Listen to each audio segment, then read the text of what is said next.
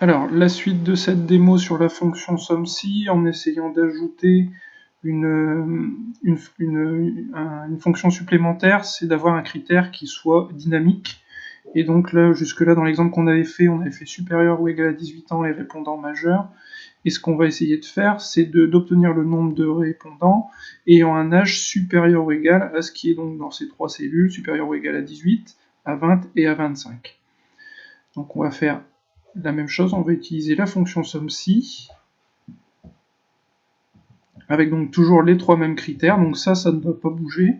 La zone plage sera toujours la même, cette zone qui contient les âges.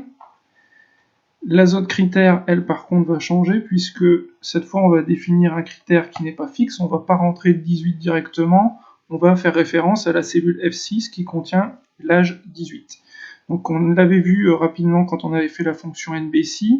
Le principe, c'est qu'il faut attacher le signe supérieur ou égal à la cellule F6.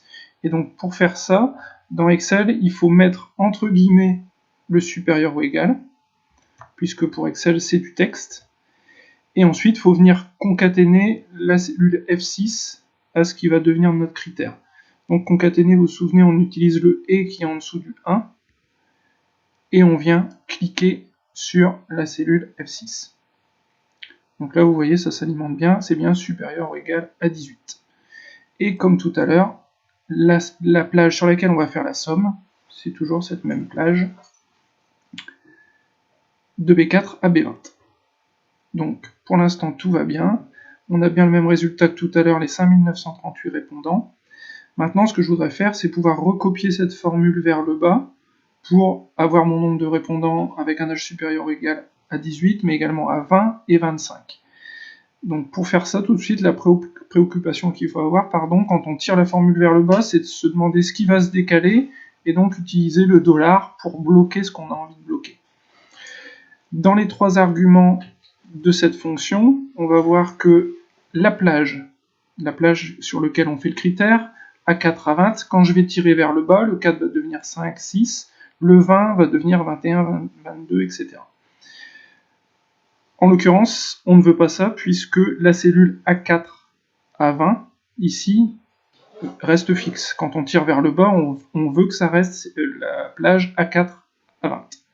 Donc comment on va faire? On va bloquer les lignes 4 et 20 pour que quand on tire vers le bas, ce 4 reste 4 et ce 20 reste 20 également. Le F6 qui est ici, on n'a pas besoin de le bloquer, puisque quand je tire vers le bas, je veux que la référence à la cellule F6 devienne référence à la cellule F7, F8. Donc le 6, il ne faut pas le bloquer, puisqu'en tirant vers le bas, je veux qu'il se décale. Et pour B4, B20, c'est exactement la même logique que pour A4, A20, c'est-à-dire que quand je tire vers le bas, la référence sera toujours faite à la même plage, B4, B20, ça n'aurait pas de sens que ça se décale vers le bas. Donc je mets un dollar devant le 4, un dollar devant le 20, et je fais OK. J'ai toujours le même résultat, par contre quand je tire vers le bas, si je fais un double clic, donc là je vois bien que j'avais référence à mes deux plages, il n'y a pas de problème. Si je fais double clic sur la suivante, pareil, ma plage n'a pas bougé, mais par contre il fait bien référence ici à l'âge seuil 20.